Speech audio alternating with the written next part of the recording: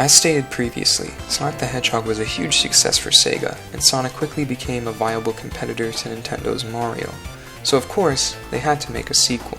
Sonic Team actually made 2 sequels, one created by the Japanese team called Sonic CD, and the other sequel created by the US team, which is the game we'll be looking at today, Sonic the Hedgehog 2.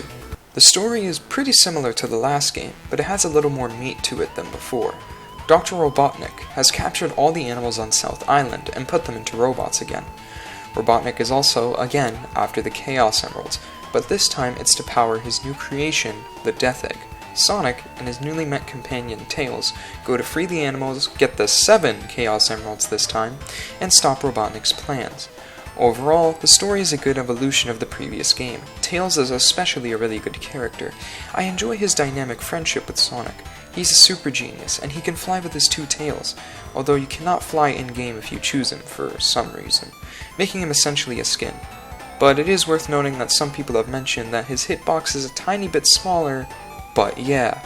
In terms of controls, Sonic controls the exact same as last time, except that Sonic's maximum speed, or also known as his speed cap by a lot of other people, has been significantly increased, allowing for amazing high-speed moments that you just couldn't achieve in the last game. Sonic also has a new move called the Spin Dash. By holding down at a standstill and pressing the jump button over and over in rapid succession, Sonic will blitz off, rolling at high speed in a ball. This move is awesome. It allows you to clear those high slopes and maintain speed you couldn't in Sonic 1. Now for the gameplay. Sonic 2 is longer than Sonic 1, containing 11 zones instead of 7, counting the final zone. Most zones, however, have 2 acts instead of 3, which I much prefer, as 3 acts could get someone tiring in Sonic 1. The level design is also way better than Sonic 1. I'm not really going to go through each individual zone, but pretty much all of them take what made zones like Green Hill, Spring Yard, and Starlight so great and expanded upon it tenfold. However, there is one aspect they did not necessarily improve on, which is visibility. In the last review, I mentioned how Sonic 1 could have some points of unfair damage caused by lack of visibility. And unfortunately, Sonic 2 does not improve this issue much. In fact, it may be slightly worse. However, just like Sonic 1, the issue is not so bad as to ruin the game. I just thought it was a good thing to point out. In fact, most zones are honestly pretty good for visibility, but there are a few blunders which we will talk about later. But before that, let's discuss the special stages. In Sonic 1, I mentioned how getting into the special stages was not very forgiving, let alone the fact you only had 10 chances to get 6 Chaos Emeralds. Sonic 2, on the other hand, does a lot to improve the special stage system, and in my opinion improves upon it a lot. Now special stages are accessed by collecting 50 rings and going into a checkpoint, then jumping into the portal above the post. This means you have multiple chances to get the emeralds per zone, which is awesome. And if you explore the stages, you can find even more checkpoint posts, giving you more chances to get all 7 emeralds. Sure, it's not the best system, but I'll take this any day over Sonic 1. The special stages themselves have Sonic and Tails going through a half-pipe, collecting rings, avoiding bombs, and passing through certain sections if they meet the ring quota. So overall, the special stages are better than Sonic 1, but still have problems. Firstly, the visibility is pretty messed up. The stages turn left and right and up and down and all around, so you're most likely going to get hit by random bombs you'll never be able to see coming, or miss a huge pocket of rings that again, you were never able to see coming. This means that the stages are incredibly trial and error based, and I will concede that they are not designed that well at all. But at least you can eventually memorize the layout of these stages, unlike Sonic 1 where the stages just felt like crapshoots that were completely luck based. Overall, I'm glad that the team improved the special stage system, but it still leaves a lot to be desired.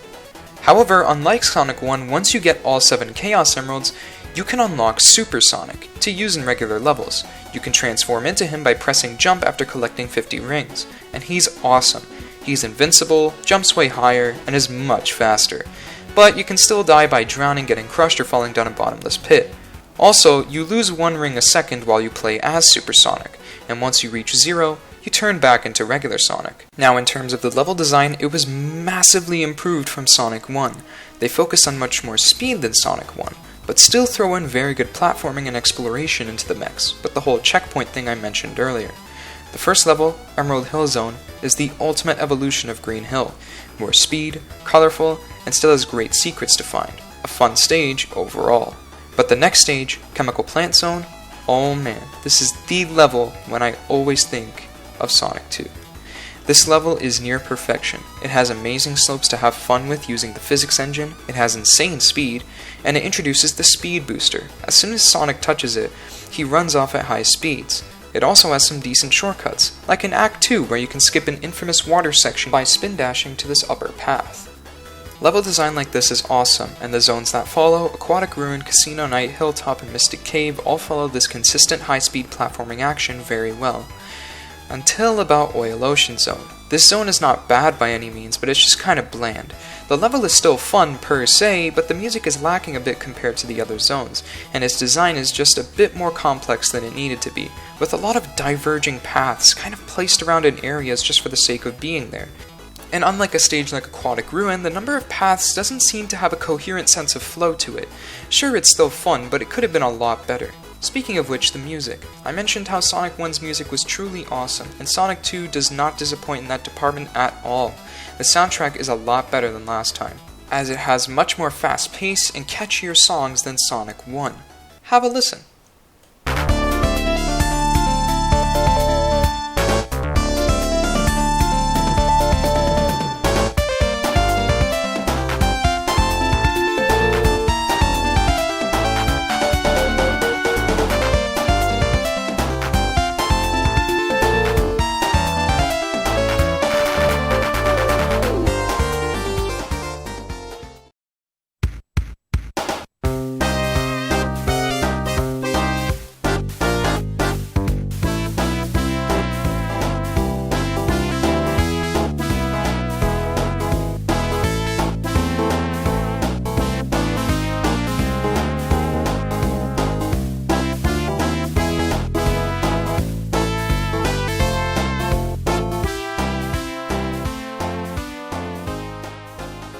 Again, this is really great stuff. But you know what isn't great? The next zone after Oil Ocean. Metropolis Zone. This level is not as subpar as Labyrinth, but damn does it really try to be. And the problem with this level is the damn enemies and their awful placements. There are 3 enemies in this stage. The Asterons, which shoot 5 projectiles in a star pattern once you get near them, the Shell Cracker, which is a crab with a giant arm which extends forward if you get close to it, and Slicers, a mantis that throws 2 blades at you in an arching motion. Asterons are the least annoying of the 3. Once you spot them, they shoot in a predictable pattern, but they are annoying when they hit you while running up these screws, causing you to fall and run off screen to make the screw respawn. When it comes to Shell Crackers, they suck because they're usually placed under low ceilings, meaning that their one weak point, the top, is hard to hit without taking damage initially. But Slicers are by far the worst. Their placement is the worst out of all the 3, and their attack is nearly unavoidable as it moves in an arc and goes through walls. So you're basically guaranteed to get hit by their attack because it's so incredibly awkward to dodge. To make things worse, this is the only zone in the game that contains 3 acts because that was needed. Overall, this zone is pretty meh. And it's a shame because the design of the zone itself is actually not bad, it's just the damn enemies. After that comes Sky Chase Zone, and it's pretty good. It may be an auto-scroller, but it's relaxing to just have Tails pilot the tornado with Sonic on it. Here you just fly and destroy enemies before reaching Robotnik's base, Wing Fortress Zone. This level is challenging with a bottomless pit and tough enemies and platforming sections, but it's still pretty fun, a great challenge to test your skills. The boss fight is especially good at this, a challenging fight for sure. After that, you head to Death Egg Zone, the final level. And it's extremely hard, somewhat for the wrong reasons. Firstly, you must fight Silver Sonic, and you have to jump into the side of his face, and it's kind of awkward. But after that is the Death Egg Robot, and I'd be lying to you if I said that he's amazing. You have to hit him above his spike hands, but the jump is insanely picky, and sometimes you can glitch through him if he jumps down and lowers himself. Other than that, he just moves forward, flies upward, and comes back down, rinse and repeat. Sure, it does have an epic vibe, with the very menacing music, but unlike Sonic 1's boss, where there was only one boss fight that had a simple pattern and straightforward design, Sonic 2's 2 boss fights are pretty unforgiving, and I wish you were given rings. I also wish you didn't have to fight Silver Sonic again after you died to the Death Egg Robot. But still, it's not the worst thing ever once you figure it out, and again, the music is sweet. After that, you have one of the most beautiful endings in Sonic and maybe even video games that I've ever seen. The music is beautiful and the visuals are perfect. Tails saves Sonic from falling to his death after the Death Egg explodes. Man, I love this ending.